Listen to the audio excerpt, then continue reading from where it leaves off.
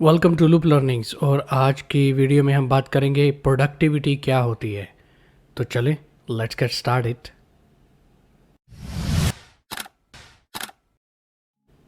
अगर आप मेरे चैनल के रेगुलर विजिटर हैं तो वेलकम बैक, और अगर आप मेरे चैनल पे न्यू हैं तो वेलकम टू लूप लर्निंग्स।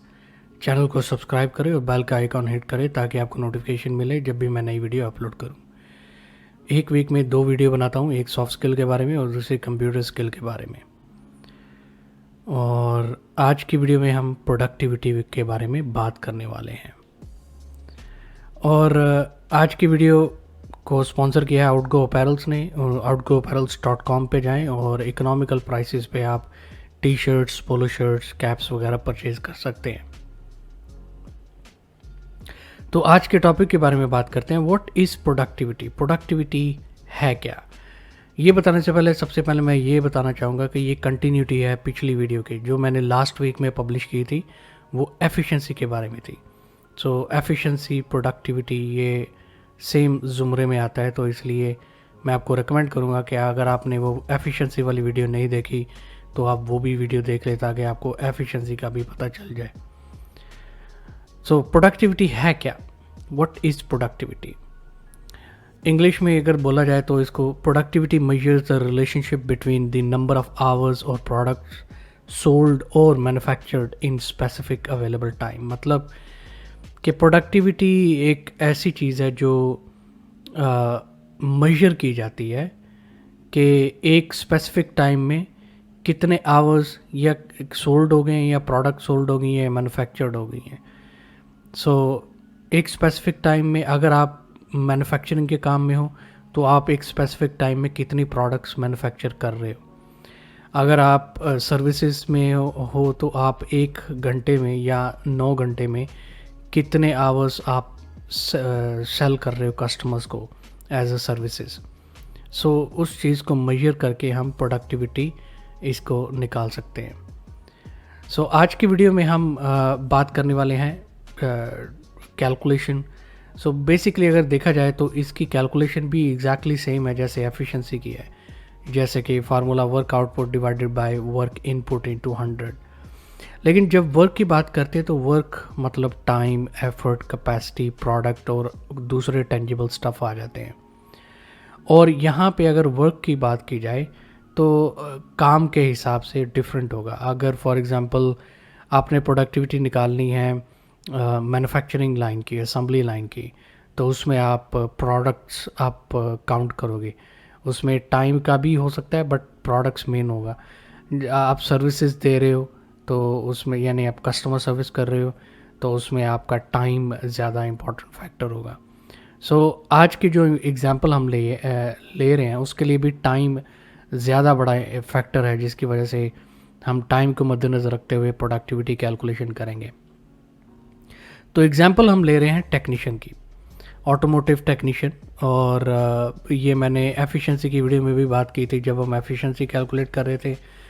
तो ऑटोमोटिव टेक्नीशियन फ़र्ज़ करें 8 से 5 बजे, मतलब सुबह 8 से शाम 5 बजे तक काम करता है एक वर्कशॉप में।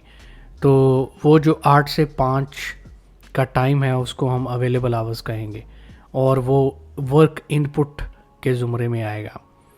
जबकि एक और चीज़ ऑटोमोटिव वर्ल्ड में होती है, वो है, उसको बोलते हैं FRT, फ्लैट रेट टाइम। इसका मतलब ये होता है कि जो जितनी भी जॉब्स होती हैं, जितने भी टास्क होते हैं, उन सब का एक स्पेसिफिक टाइम होता है जो हमने कस्टमर्स को चार्ज करना होता है।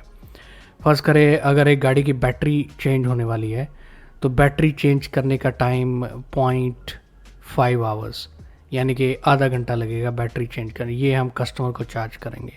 तो वो जो 0.5 आवर्स है वो FRT यानी फ्लैट रेट टाइम कहलाएगा। और क्योंकि फ्लैट रेट टाइम हम कस्टमर को चार्ज कर रहे हैं तो उसको हम सोल्ड आवर्स भी कह सकते हैं, और वर्क आउटपुट के ज़ुमरे में ये आएगा। ठीक है। सो ये 2 चीज़ें हमने देखनी है हमारी एग्जाम्पल में, और उसके हिसाब से हमने कैलकुलेट करनी है प्रोडक्टिविटी। तो चले अब हम एग्जाम्पल देखते हैं और प्रोडक्टिविटी को कैलकुलेट करते हैं। सो उसके लिए हमने 2 एग्जांपल्स लिए हैं, टेक्नीशियन ए और टेक्नीशियन बी। तो मान ले फर्स्ट करें जी, टेक्नीशियन ए 8 से लेके 5 बजे तक काम करता है, टेक्नीशियन बी भी सेम 8 से लेके 5 बजे तक काम करता है। तो दोनों टेक्नीशियन का ड्यूरेशन जो काम पे है वो बिल्कुल एग्जैक्टली सेम है। जो 8 से लेके 5 बजे तक 9 घंटे बनते हैं उनको अटेंडेड आवर्स कहेंगे। लेकिन क्योंकि बीच में लंच ब्रेक होती है, टी ब्रेक्स होती हैं, सो 1.5 घंटा ऑलमोस्ट वहाँ पे जाता है। तो बाकी जो 7.5 आवर्स बच जाते हैं वो अवेलेबल आवर्स उनको कहेंगे। अवेलेबल आवर्स का मतलब यह है कि टेक्नीशियन अवेलेबल था या थी एक गाड़ी पे काम करने के लिए, ठीक है। सो इसलिए अवेलेबल आवर्स उनको कहा जाएगा। सो चले अब हम वन बाय वन करके इसका मैट्रिक्स चेक करते हैं। इसमें कुछ जॉब्स मैंने एलोकेट की हैं एग्जांपल देने के लिए, तो हम मज़ीद आगे बढ़ते हैं। सो टेक्नीशियन ए ने 8 बजे काम स्टार्ट किया, 9 बजे तक काम करता रहा, लेकिन उसने 1 घंटा काम किया, लेकिन 1.5 आवर्स उसने फ्लैट रेट टाइम यानी कि 1.5 आवर्स जो सेल किए थे उसके ऊपर काम किया है। फिर उसके बाद 2.2 आवर्स सेल किए, एक 1.5 आवर्स काम करके। उसके बाद 11 बजे से लेके 2:30 तक टेक्नीशियन या तो आइडल रहा है यानी कि कोई काम नहीं उसके पास रहा, या फिर लंच ब्रेक में चला गया है।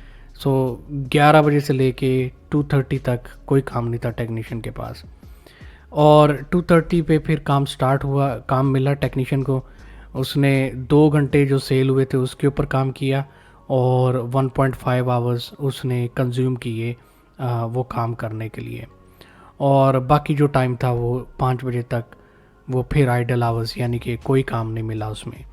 जबकि टेक्नीशियन बी अगर देखें तो टेक्नीशियन बी ने भी 8 बजे काम स्टार्ट किया और उसको एक टास्क मिला पहला, तो उसने 1 घंटे में 1.5 आवर्स लगा के 1.5 आवर्स जो सेल हुए थे उसके ऊपर काम किया 1 घंटे के अंदर। फिर सिमिलरली टेक्नीशियन ए की तरह टेक्नीशियन बी ने भी 1.5 आवर लगा के 2.2 आवर्स का काम डिलीवर किया। लेकिन जो टेक्नीशियन बी था यहाँ पे टेक्नीशियन ए फ्री हो गया था, उसके पास कोई काम नहीं था, लेकिन इस टेक्नीशियन यानी टेक्नीशियन बी के पास काम मिला। सो 0.8 आवर्स जो है वो फ्लैट रेट टाइम यानी कि ये कस्टमर को चार्ज हुए जिसके ऊपर काम किया टेक्नीशियन ने, और 0.5 आवर्स में टेक्नीशियन ने काम किया। फिर 12 से 1 बजे तक लंच ब्रेक होगी तो 1 घंटा लंच ब्रेक का गया। और फिर 1 बजे से लेके 2:30 तक यानी कि 1.8 आवर्स उसने सेल किए टेक्नीशियन ने। सेल तो सर्विस प्रोवाइडर करता है बट टेक्नीशियन ने काम किया, लेकिन 1.1 आवर लेके काम किया। फिर उसके बाद 2 आवर्स का जो सेल हुए थे उनके ऊपर काम किया टेक्नीशियन ने, लेकिन 1.5 आवर्स में काम किया और बाकी जो टाइम था वो आइडल रहा। सो अगर ये मैट्रिक्स देखा जाए दोनों टेक्नीशियंस का, टेक्नीशियन ए और टेक्नीशियन बी का, तो हमारे कुछ स्टैट्स इस तरह से निकलते हैं। टेक्नीशियन ए के पास और बी के पास एग्जैक्टली सेम अवेलेबल आवर्स हैं 7.5। टेक्नीशियन ए के फ्लैट रेट यानी कि उसने कितने आवर्स सोल्ड किए 5.7, और जो टेक्नीशियन बी है उसने कितने आवर्स सेल किए 8.3। जो टेक्नीशियन ए है उसने 4 घंटे टोटल एक्चुअली काम किया है गाड़ी के ऊपर, और जो टेक्नीशियन बी है उसने 5.6 आवर्स काम किया है एक्चुअली गाड़ी के ऊपर, ठीक है। सो ये कुछ स्टैटिस्टिक्स हैं, और फार्मूला जो है वो work output divided by work input उसको सामने रखते हुए आउटपुट यहाँ पे सोल्ड आवर्स होगा और इनपुट यहाँ पे अवेलेबल आवर्स होगा। सो अगर हम फार्मूला के हिसाब से कैलकुलेट करें तो टेक्नीशियन ए की प्रोडक्टिविटी 76% बनती है, जबकि टेक्नीशियन बी की प्रोडक्टिविटी 111% बनती है। उसकी वजह यह है कि टेक्नीशियन बी ने अपना जो टाइम था उसको इस्तेमाल किया है प्रोडक्टिव आवर्स में। तो जितना प्रोडक्टिव आवर्स में टाइम इस्तेमाल होगा यानी प्रोडक्टिव काम करने में टाइम आपका इस्तेमाल होगा तो आप उतने ही ज़्यादा प्रोडक्टिव होते जाओगे। और ये सिर्फ एग्जांपल ऑटोमोटिव टेक्नीशियंस के लिए नहीं है, ये आप किसी भी लाइन ऑफ फील्ड में आप ये इम्प्लीमेंट कर सकते हो। बस आपको क्या डिटरमिन करना है, आपकी आउटपुट क्या है, आपकी इनपुट क्या है, उसके हिसाब से आप प्रोडक्टिविटी मेजर कर सकते हो। सो बेसिकली प्रोडक्टिविटी का मतलब यह है कि आप बीट द क्लॉक, यानी कि आपने क्लॉक को बीट करना है। आपने जो काम आप कर रहे हो, एक तो अगर आप एफिशिएंसी कैलकुलेट करो टेक्नीशियन बी की तो उसकी एफिशिएंसी बी हायर होगी as compare to technician A, ठीक है। सो आपने जो प्रोडक्टिविटी है उसको इंक्रीज़ करने के लिए जो राइट काम है वो राइट टेक्नीशियन को देना चाहिए। इस पर्टिकुलर एग्जांपल में बात कर रहा हूँ, या जो राइट काम है राइट स्किलफुल आदमी को देना चाहिए ताकि वो उस काम को अच्छे तरीके से अंजाम दे पाए। सो ये कुछ चीज़ें हैं प्रोडक्टिविटी, और प्रोडक्टिविटी एक बहुत इम्पॉर्टेंट केपीआई है जो मेजर की जाती है और करनी भी चाहिए, क्योंकि उससे बहुत सारे फैक्टर्स का अंदाज़ा होता है कि आपकी जॉब एलोकेशन कैसी है, जो टेक्नीशियन है वो ज़्यादा इंगेज है कि नहीं। सो ये सारी चीज़ें उसमें आती हैं। सो चाहे आप मैन्युफैक्चरिंग कर रहे हो, चाहे आप सर्विसेज सेल कर रहे हो, यानी कि जिस तरह की एग्जांपल इस वीडियो में मैंने दी है, आपको हमेशा ये ख्याल रखना है कि आप कितने प्रोडक्टिव हो और अपने टाइम को कितने अच्छे तरीके से प्रोडक्टिवली उसको इस्तेमाल करते हो, ताकि आप ज़्यादा से ज़्यादा चीज़ें मैन्युफैक्चर कर सको अगर आप मैन्युफैक्चरिंग में हैं, या ज़्यादा से ज़्यादा आवर्स सेल कर सको जब आप सर्विसेज में हैं। तो ये थी आज की वीडियो। उम्मीद करता हूँ आपने कुछ सीखा होगा।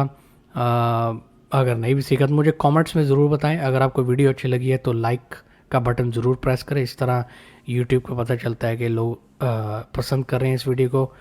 और चैनल को सब्सक्राइब करना मत भूलिएगा, और बेल का आइकॉन में हिट कर दे ताकि आपको नोटिफिकेशन मिले जब भी मैं नई वीडियो अपलोड करूं। आज के लिए इतना ही। उम्मीद करता हूं मैं आपको अगली वीडियो में भी देखूंगा। तब तक अपना ख्याल रखें। Bye bye.